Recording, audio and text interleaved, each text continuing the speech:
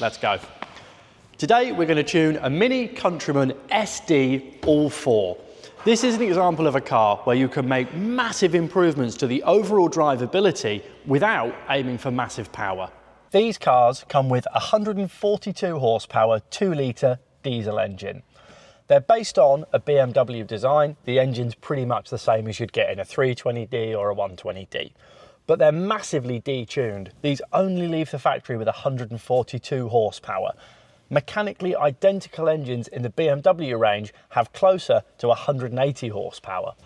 When you couple that power limitation that these have built in from the factory with an all-wheel drive system and an automatic gearbox, as we've got in this car, there's loads of areas to go at. The initial throttle response is one of the things that I find the hardest to deal with in these Minis. Initially, when you put your foot down, they're very, very sharp. They pull away great. But anything from about 20 to 60% throttle, you find yourself putting your foot down, but the car doesn't actually want to go anywhere. This lack of modulation and lack of control in the throttle pedal is one of the key areas that we aim to improve when we tune any Mini. Underbonnet checks on these diesel Minis are actually fairly straightforward. We are using our topped-on Phoenix Elite diagnostic tool to do a global scan of the car. This is going to get every single control module on the vehicle. It's going to tell us if there's any fault and anything that we need to look out for before we go out and road test the car. Our diagnostic tool allows us to print off a professional diagnostic report showing every single control module which has fault stored in it, and then a breakdown and list of every issue that the vehicle has. So we're out and about now, data logging and driving this Mini. I've tried to do a screen grab of our data logging screen so that I can overlay it with me driving the car, and hopefully you can get an idea of what we're looking for. One of the areas on these cars that I love to address when we tune is the initial throttle response. These are the opposite of a lot of cars that we get in. When you first go to pull away, the throttle response is very sharp and they pull away nice and quick. But then past that, there's not much modulation and there's not much more acceleration you could add on to that. That's something that we definitely want to address, and we can do that by just simply giving the car a bit more power. We're in 4th gear and we're going to do a full throttle acceleration from low engine speed right up to the top of the rev range, or as far as the gearbox will let us. We've just got back from road testing and data logging the Mini. We've identified some areas that we'd like to make improvements on, and definitely there's some headroom to do it.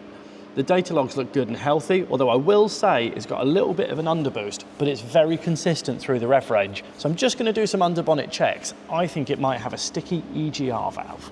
This red line is the requested boost pressure, and the orange line shows the actual, and we can see an issue here. There's a consistent underboost. It's not quite at its set point for the full rev range. Then for some reason here, it jumps up and then dies off. And I think I know the reason why. We've done some underbonnet checks and we've looked at it diagnostically to try and work out what could be causing this slight underboost. I think the EGR valve is stuck open a little bit and it's not fully closing, which is causing that boost to bypass back into the EGR system. It's very common on these diesel BMW engines for the inlet side of things and the EGR valve to get caked up and they become sticky. To test that theory, we're going to map the EGR valve shut and unplug it. And we're going to see if that fixes our boost leak.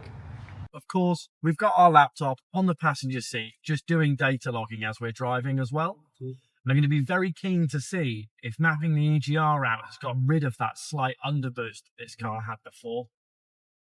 We've got a stage 1 tune in this now, which should take it up to around about the 170-175 horsepower mark. It's no more than they made as standard from this engine in other models, so it's well within the confines of what it can kind of deal with and what it's designed for.